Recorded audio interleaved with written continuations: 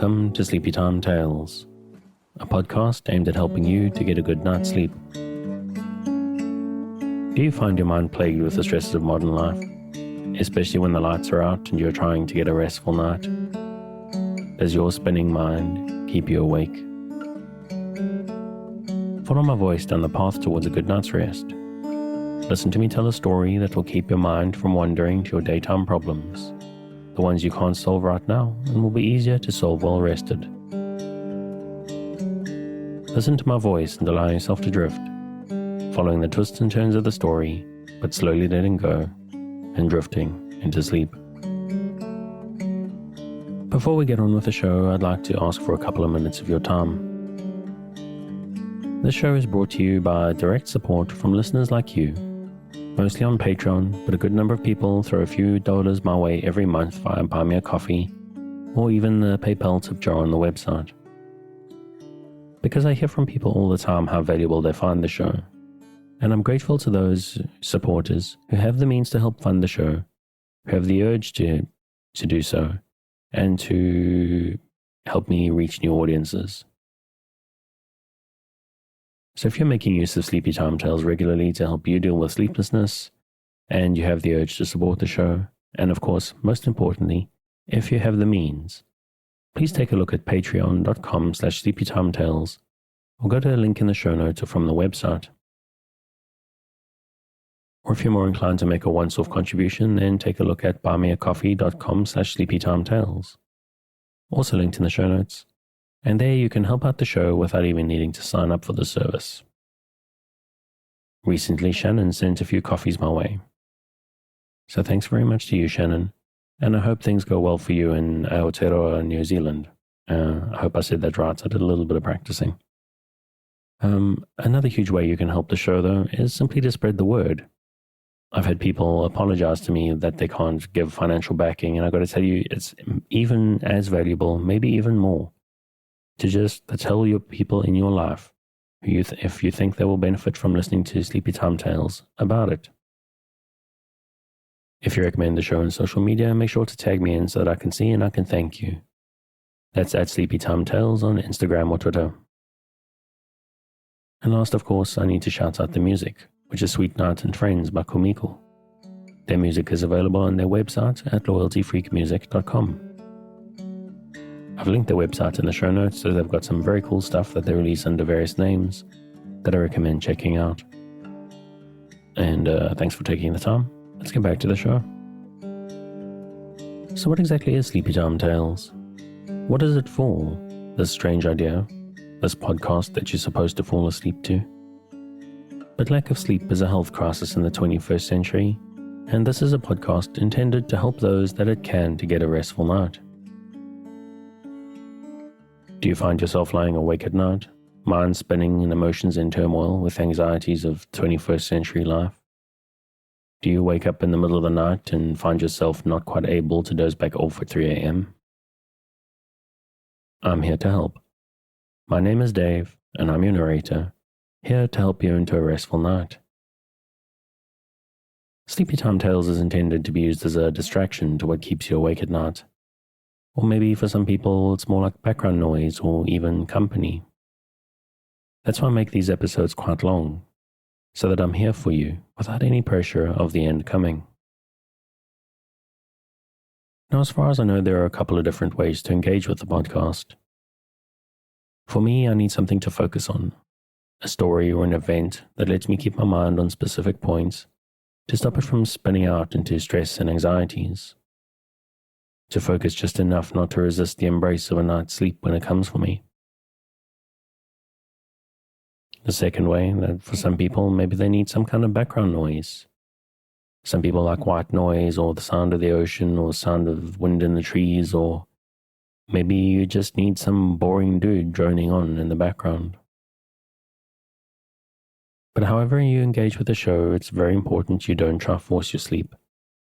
Just keep a light mental grip on this thread of the story as I'm telling it, and allow the need for sleep to come for you. Now, I'm hoping that you're asleep before I get to the end of the episode, but it is important that you don't feel pressurized. It may not work on your first night. In fact, it probably won't. I suggest giving it a solid 3 nights try to see if this will work for you.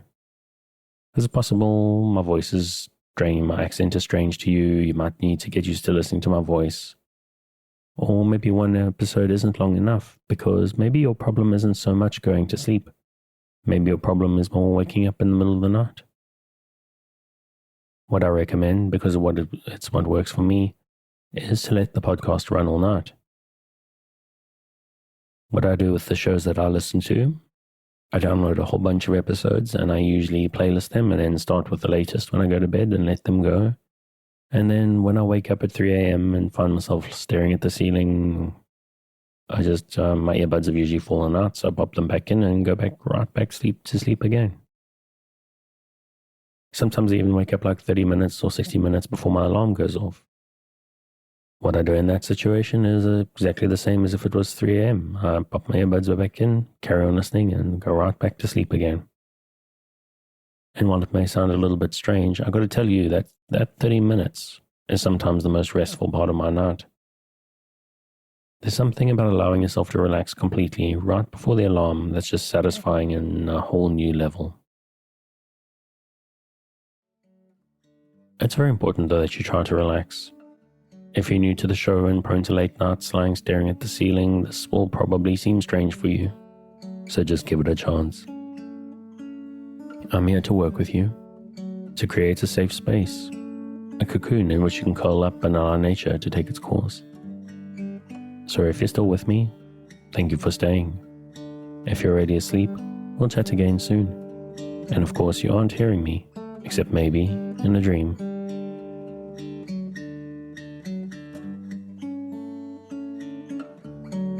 From the illustrated biographies of the great artists, Overbeck, by J. Beavington Atkinson. To Right Honourable A.J. Beresford Hope Esquire, MP, LLD, the kind friend of artists, the fervent upholder of Christian art. This life of the Christian painter J. Friederich Overbeck is respectfully dedicated by the author.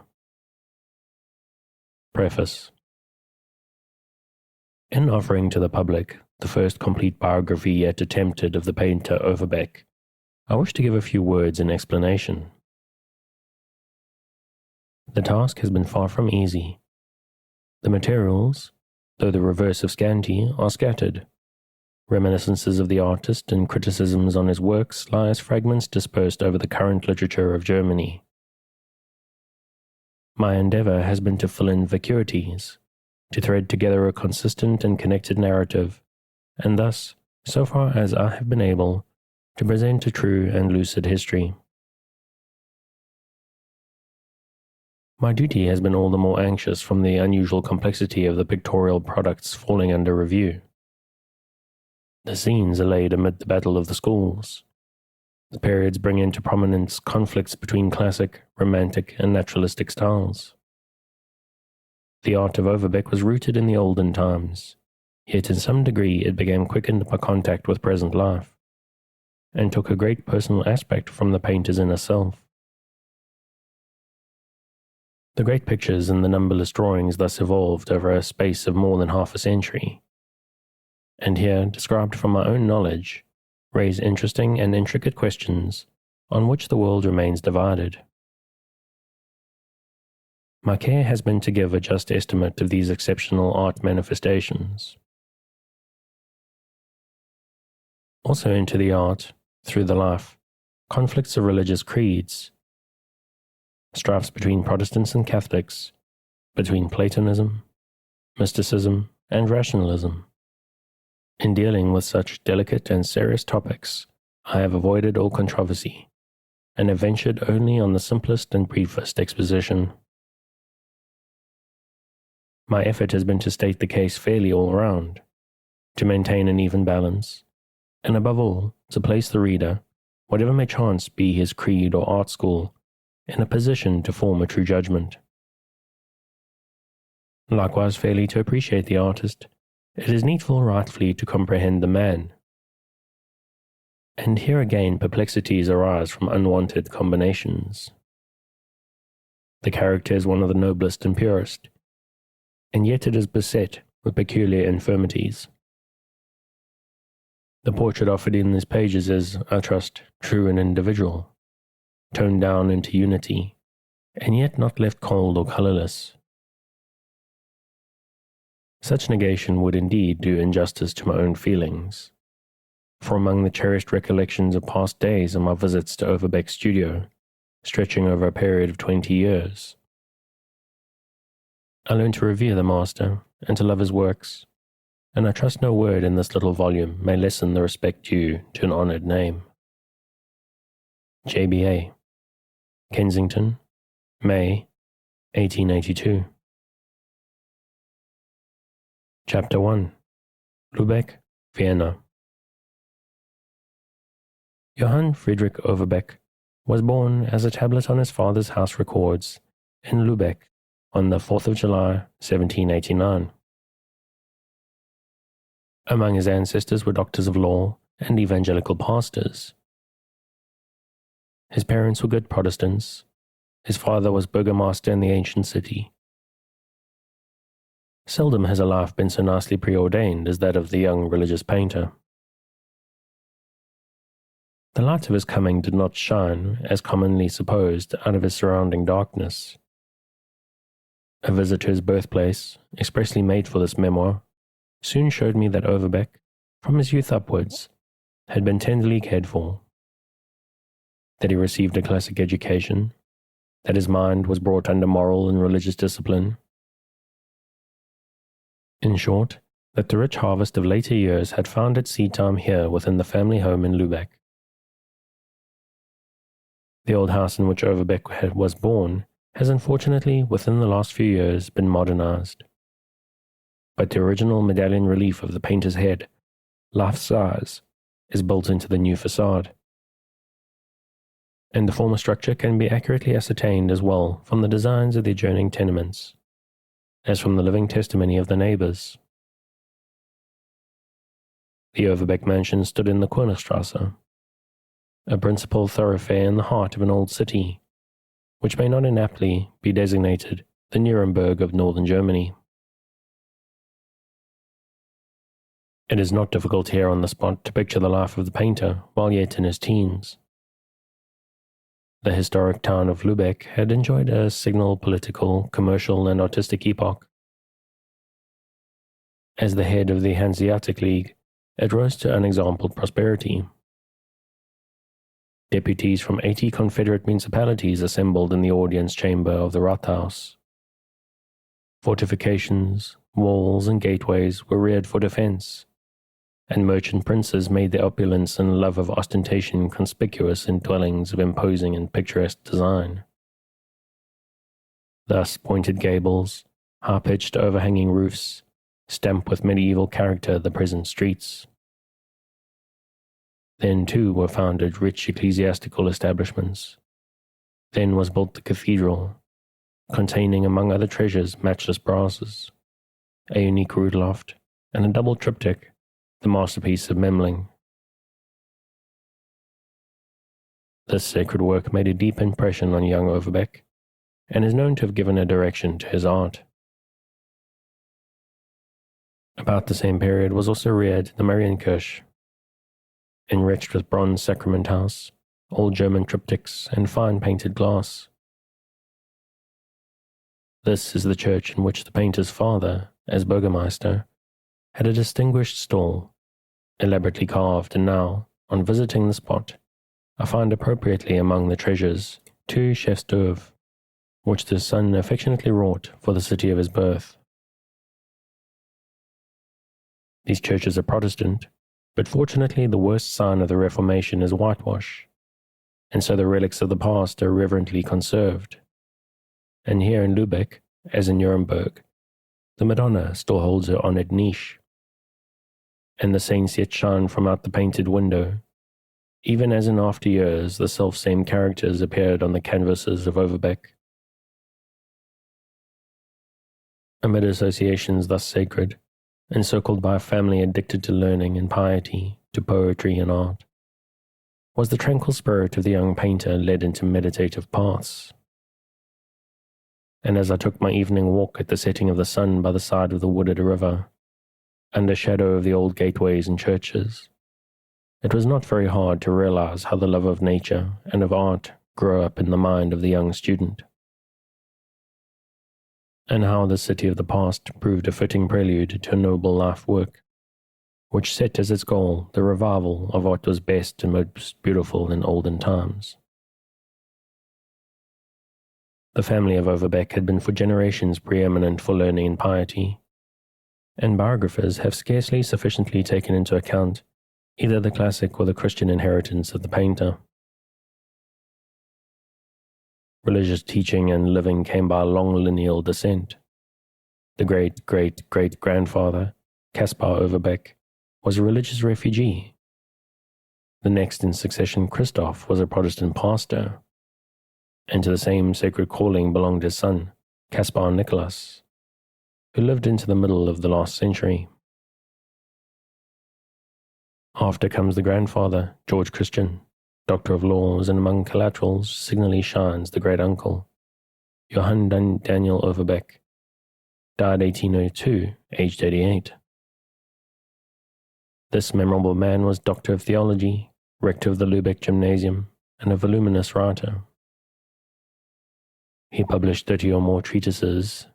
Among the number are The Spirit of Religion, Grounds of Agreement in Religion Through the Reason and Other Understanding, also discourses on St. Peter, St. Paul, and Luther. Facility of pen runs through the family. Two other great-uncles, Johann Adolf and Levin Conrad Overbeck, brothers of the Doctor of Theology, were pastors.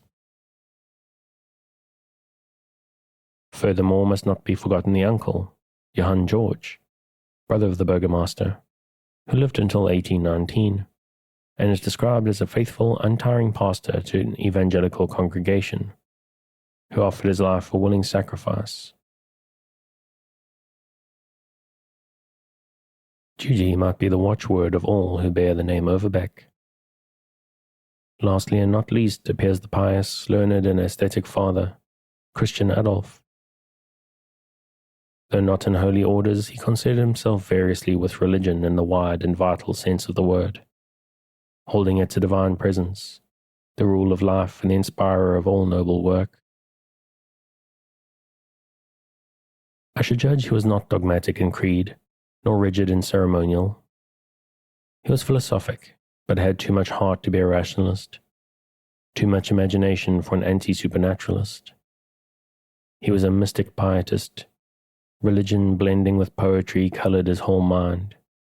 Revelation, nature, and art were for him one and indivisible. And this I believe to have been the mental state of the son while yet under the parental roof. The sequel will show a change. The incertitude of speculation could not be sustained, and so anchorage was sought within an infallible church. Yet for the right reading of a character curiously subtle and complex, it is needful to realize the fact that the seeds sown in the homestead were never uprooted, that it was indeed the old stock which sustained the new grafting, and that, to the last, a poetic mysticism dwelt in the chambers of the artist's mind.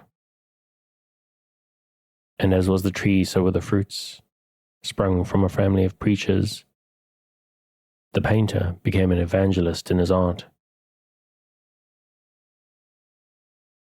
The father, Dr. Christian Adolf Overbeck, was the formative type of the son.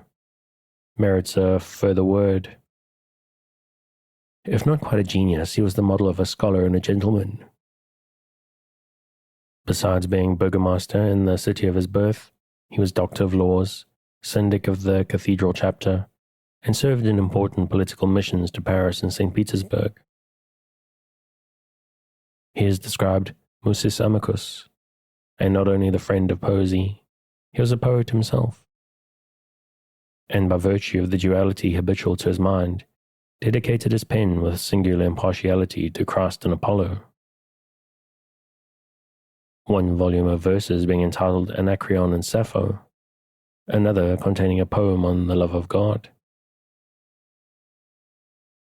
These products rise somewhat above the level of respectable mediocrity, yet they have not escaped the stigma of platitudes. Goethe, however, did not disdain to make respectful mention of the poet. The painter inherited in some small degree the paternal gift. He accompanied with verses the engraved and published drawings, Jesus as a child in the house at Nazareth. By the father I have also before me a new edition, published 1831, of a collection entitled Friedrich's Lieder, so called because penned from the benefit of the youthful Friedrich. The preface makes mention of my little Friedchen, thus, "It were better had he been an angel, but he is just a human child." Then facetiously it is added, "He is less ideal than saucy and conceited." Those who, like myself, knew only the solemnity of the painter in advanced years have a difficulty in supposing in the child such traits compatible. These songs of the domestic affections were set to music. The father, as a dilettante complete, cultivated all the harmonies, whether of thought, form, or sound. The home was musical. The family life composes into a placid home-like picture. The parents, though well-to-do, were far from affluent. The stipends of the busy burgomaster and the syndic were small, and he remained comparatively poor. At the age of 26, he married a young widow with money and one daughter, and domestic cares necessarily thickened with the birth of 6 additional children, 2 daughters and 4 sons, of whom Frederick was the youngest.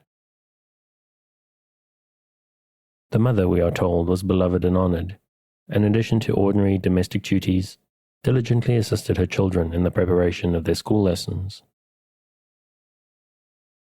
Moreover, it is expressly stated that her fortune contributed largely to the household expenses. The would-be artist could not be considered unfortunate in his worldly condition. He entered on life removed equally from the extremes of riches or poverty. His parents were sufficiently well off to make it possible for him to gratify his tastes in the choice of a profession, while he was always under such pressure as to render it imperative that he should put out his full powers. His education within the limits of a provincial town was liberal. The father kept himself and his household quiet, student-like, and sequestered from the dissipation of society. And so all the better could be cultivated the budding faculties of his offspring. When the children were sufficiently advanced, he joined with the other parents in engaging a qualified tutor, and so formed a special class or superior school. With affection was watched the inclination towards art of the youngest son, and anxiety lessened as the faculty strongly declared itself, for above all was dreaded mediocrity as the deadly sin of artists. The father held that for success in art as a profession, 3 conditions were essential: classical training, nobility of mind, and technical skill. And so in each day the foremost place was assigned to classic studies. As to the formation of character, religion stood as the cornerstone, and the maxim for the daily life was love and a pure mind. This axiom sounds to me as the keynote to the painter's lifelong art, an art loving in spirit and kept unspotted from the world. But the father and son differed in this, that the one was eclectic, the other exclusive. The father, with the wide toleration of a poet-philosopher, believed in the possibility of harmoniously combining styles, classic, romantic, and Christian. His views may be judged from the following. The father's monition to study the classics. With joy I see you constant in the study of the ancients. To the Greeks and old Romans was it given to stand as the everlasting lawgivers of the beautiful. Well for you that you read the classics. Above all, acquaint yourself with the glorious forerunner, Homer, of whom almost every line is a picture. Homer in the right chamber of the heart, and the Bible in the left, or vice versa. In this way, it seems to me, you cannot go far astray. Creed for a purist painter. The artist's and poet's mind should be as a spotless mirror.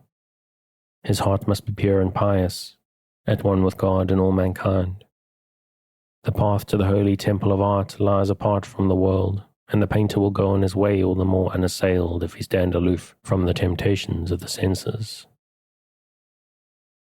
And if the artist's mind be a temple, then should find place therein only the figures of saints and the semblances of holy things. And even in profane representations a heavenly spirit should reign. The mind is raised by the contemplation of the masterworks of genius. Thus art reaches the highest summit. It is not to be supposed that the youth, Juan and Lubeck, reached the father's ideal. But within a stone's throw of the house lay a gymnasium, including a drawing school of which the great-uncle, Dr. Johan Daniel Overbeck, had been headmaster.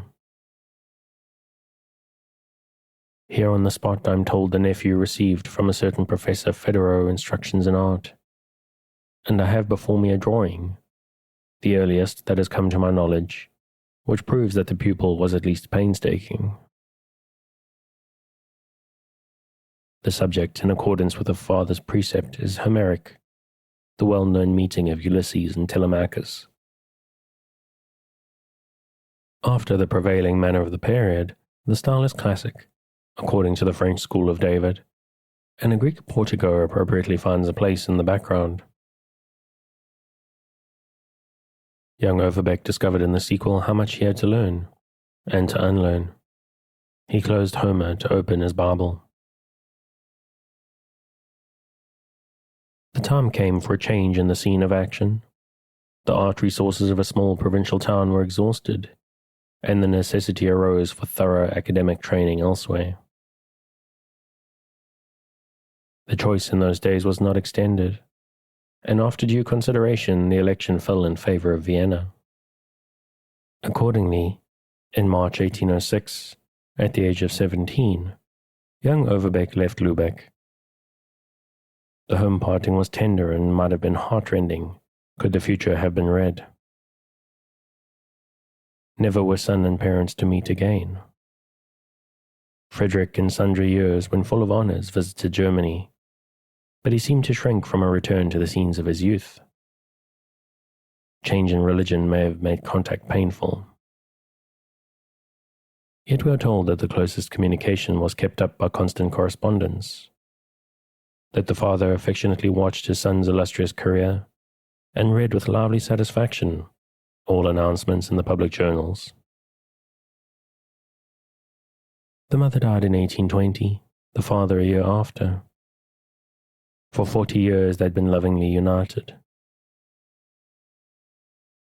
I have visited the retired God's Acre beyond the gates removed from the noisy traffic of the town, and not without difficulty discovered the grave of father and mother.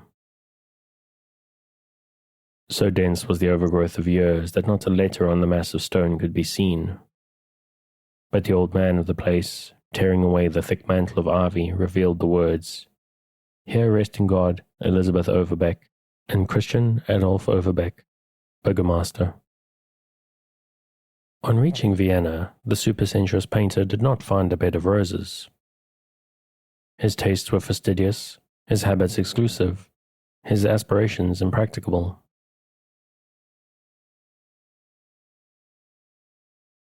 Of course his art remained as yet unremunerative. Thus his means were scanty, and the friends he might have hoped to make turned out enemies. And it cannot be denied that the state of things in Vienna was enough to discourage an earnest, truth-seeking student.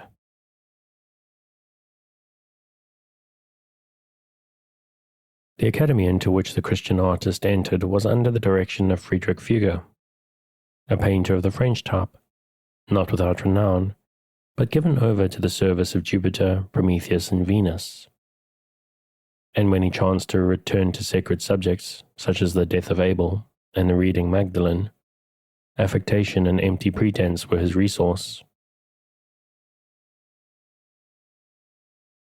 I have seldom seen works more contemptible.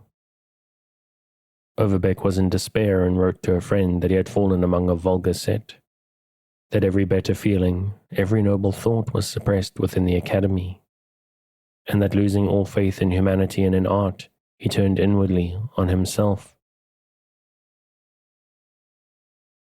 This transcendental strain, I cannot but think, came in some measure from the conceit incident to youth.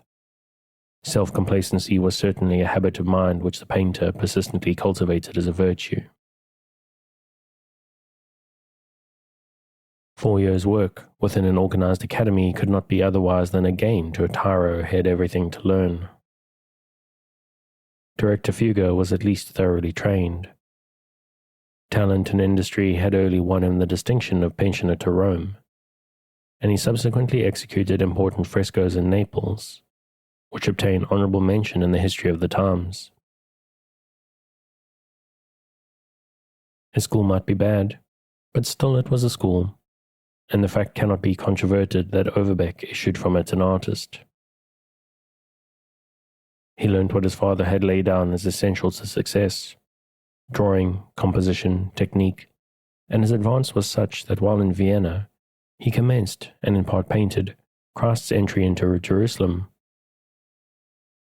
a prized possession to this day in the Marienkirche, Lübeck. Moreover, I am inclined to think that under Fuga he was grounded in the art of wall painting, not only as a manipulative method, but as a system of composition and decoration. Otherwise, it is hard to understand how, shortly after arriving in Rome, he knew more about fresco than the Italians themselves. Overbeck and his master, however, became all the more irreconcilable, because the discords lay less in the letter than in the spirit. In order to realize Overbeck's artistic and mental difficulties here in Vienna and afterwards in Rome, it may be well in fewest words to indicate the perplexed state of things in Germany generally, a wide theme on which volumes have been written. We have to consider that Europe had suffered under the throes of the great French Revolution, and that then followed the galling despotism of Napoleon. Art and literature lay frozen and paralyzed, and Overbeck in Lübeck and Vienna, like Cornelius in Dusseldorf, found in tyrannous sway the pseudo-classic school of French David. Cold as marble, rigid as petrification, spasmodic as a galvanized muscle. But the Germans, especially the more intellectual sort, smarting under the yoke, were all the while gathering strength to claim nationality as their birthright. The reaction came through the Romantic movement, otherwise the revival of the poetry and art of Middle Ages. Overbeck fell under the influence. In his Lübeck home he read Tieck's fantasies on art, and thirsted for the regeneration of drawing near. In Rome the spell heightened. Thinkers such as Friedrich Schlegel brought over proselytes, and the painter's early frescoes from Tasso's Jerusalem Delivered came as the specific products of the new era. But the school of romance wore two aspects: the one poetic and chivalrous, the other expressly Christian. And Overbeck was not contented to exchange Homer and Virgil for Dante and Tasso. He turned from the age of Pericles and Augustus to the Nativity of Christ, and it seemed to him that the pure spring of Christian art had, not only in Vienna, but throughout Europe, been for long diverted and corrupted. And so he sought out afresh the living source, and casting on one side his contemporaries, took for his guides the pre-Raphaelite masters. Such is the relation in which he stands to the Romantic movement. But the election made in favor of art born in Christianity proved for Overbeck the severer conflict. Because Germany, in the generation scarcely passed away, had experienced a studious classic revival under the critic Winckelmann and the painters Mengs and Carstens. Goethe, too, a tyrant in power, had thrown his weight into the classical scale, and much to the chagrin of the young painter, declared that the highest Christian art was but the perfecting of humanity. Moreover, classicism had been brought within the painter's home by 5 years' sojourn in Lübeck of Carstens, the flaxman of Germany. The father befriended the poor artist, and being well read in Greek and Roman authors, supplied him, among other needs, with ideas for his classical compositions. I deem these facts should be duly considered. It is wholly false to ignore the presence of a classic element in the Christian art of Overbeck. And just as the purest religious painters of Italy borrowed from the pagans, so the great Christian artist of our times culled from the antique all he could assimilate. It is clear to me, judging from the internal evidence of his works, that as a student, Overbeck went through the usual course of drawing from the plaster cast. Many are the passages in his compositions which might be quoted in point, particularly biblical incidents, such as the expulsion from paradise, wherein undraped figures here are seen to advantage the generic form, the typical beauty, the harmony of line, the symmetry which distinguished the classic from the Gothic. Furthermore, Overbeck, from first to last, eschewed the dress actually worn in the Holy Land, and deliberately draped Christ and the apostles as Greek sages and Roman senators. I believe in so doing he was on the whole wise, his motive being to remove his characters from the sphere of common life. Even for him, the most single-minded of men, art was a compromise. But while borrowing thus largely both in figure and costume from the classic, it were vain to contend that his creations had an exclusively Christian origin. I may add that I do not think the controversy lies so much between religions as between historic schools of art. Overbeck was so much the artist that, like Raphael, he made beauty wherever extant his own, only caring that whatever was taken from the pagan should be baptized with the Christian spirit. Thus much indeed is confessed in his explanatory text to his masterwork, The Triumph of Religion in the Arts. Therefore, in quoting his own words, the subject may fairly be allowed to drop. He writes, although heathenism, as such, should be looked upon by the Christian painter with decided disdain, yet the arts as well as the literature of the ancients may be turned to advantage, as the children of Israel employed the gold and silver vessels through which they brought with them out of Egypt in the service of the true God in his temple, after melting them down and consecrating them anew.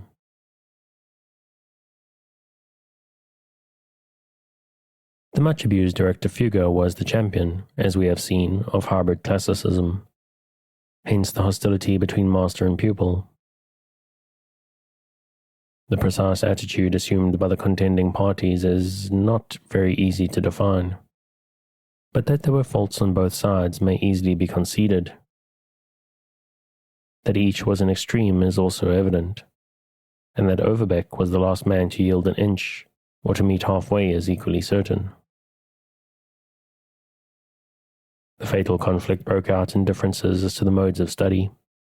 Of the academy we should say now that it was conventional, wedded to false methods. In short, that it had wholly lost the right road in the devious paths of decadence. The young innovators, not choosing to conform, assumed a defined position analogous to, though not identical with, that had taken half a century later by our English pre-Raphaelite brethren. The study of the early masters in the royal collection they preferred to the routine of the academy. Thus Dürer and Perugino were held up in challenge to Correggio and Rubens, the idols of the day. Then the discord was equally violent as to the right mode of studying nature. The charge made against the German pre-Raphaelite brotherhood was that they dealt with the life model crudely and inartistically. On the contrary, Overbeck and his adherents declared that they sought for nothing else than truth. Only they held that nature should not be studied superficially, but with the end of deciphering her hidden meanings.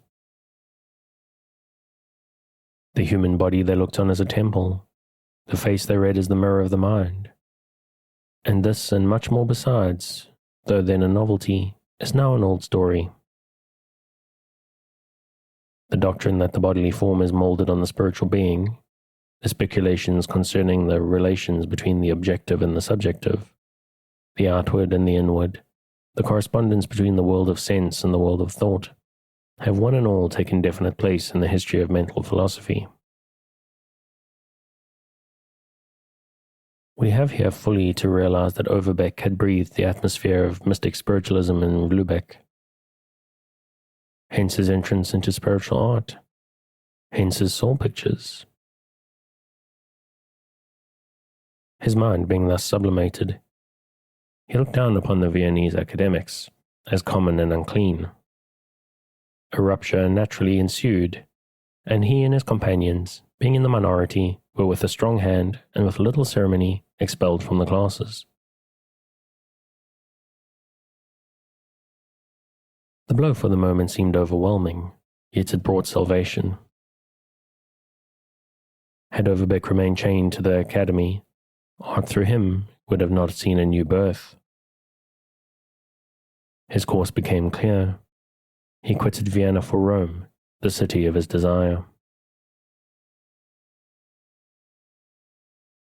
In the fourth and last year of the painter's apprenticeship in the Austrian capital was begun a really arduous composition, Christ's entry into Jerusalem. The picture is of the utmost import, as affording the only evidence of the artist's attainment in Vienna. In the first place to be remarked is the striking fact that not a vestige remains of the French school of David, or of the showy masters of the Italian decadence. The work indeed may have been designed as a protest against the Viennese Academy, and as a justification of the painter's revolt. The style adopted is conjointly that of the Italian pre-Raphaelite, and of the early German and Flemish masters. The background is built up into a high horizon, giving support to the foreground figures. The colors are deep and lustrous, and so far contrast favorably with the weaker and cruder tones unfortunately adopted at a later period. The costume is a deliberate compromise between the classic and the naturalistic. Nowhere does the artist venture, as Horace Vernet, on the Bedouin dress. Christ is clothed in a flowing robe, while the apostles, as in the compositions of Raphael, belong less to the Holy Land than the Roman Forum. This treatment of draperies was adhered to through all subsequent works, the only change being further generalization and a wider departure from naturalism. In fact, it is curious to observe in the early works how much nature enters.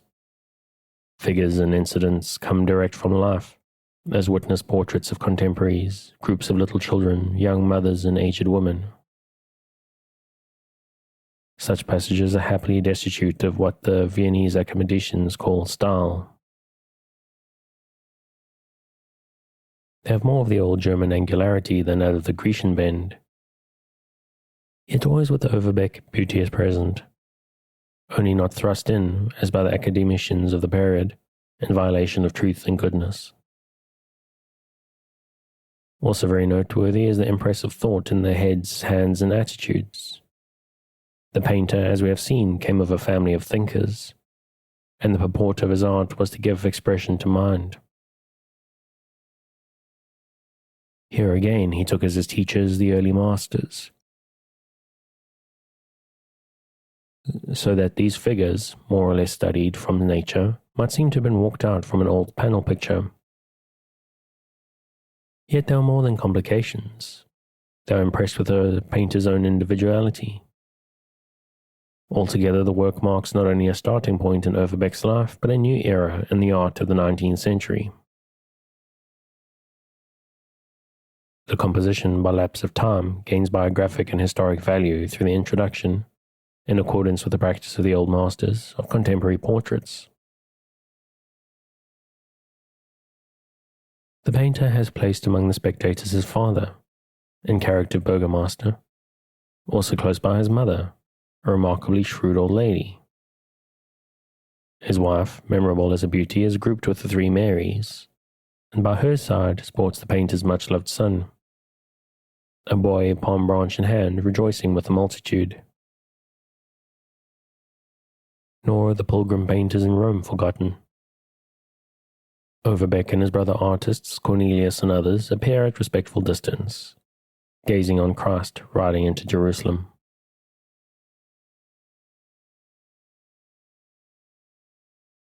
Overbeck, before quitting Vienna, pretty much determined his vocation. He resolved to dedicate his life to Christian art.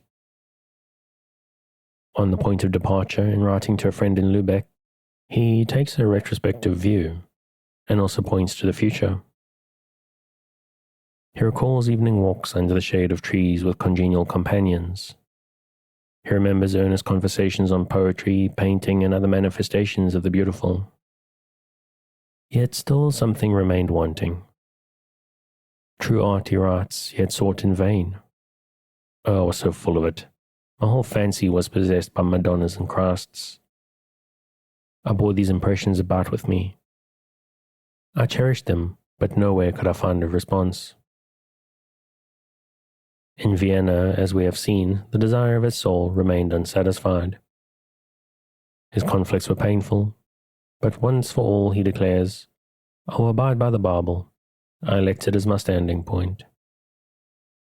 A few friends were like-minded, and one especially, who had come from Italy, encouraged a pilgrimage to the land of Christian art. Accordingly, Overbeck packed up his small worldly possessions, of which the canvas of Christ's entry into Jerusalem was the most considerable, and at length he reached Rome as a haven of rest. And that's the end of the chapter, so I think I'll call it there. If you're interested in picking up on the life and times of the artist Overbeck, you can, as always, find the links to this book on Project Gutenberg at the link in the show notes.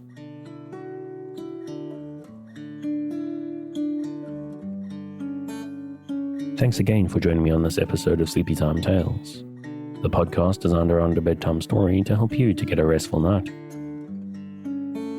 New episodes will be released every Sunday night to give you something fresh to help you rest in a new week. But make sure to subscribe in whatever service you use so that you get your new episodes whenever they come out. A reminder that the music for tonight is Sweet Nights and Friends by Kumiko. Check out more of their work on their website, which you'll find linked in the show notes. Good night, and sweet dreams.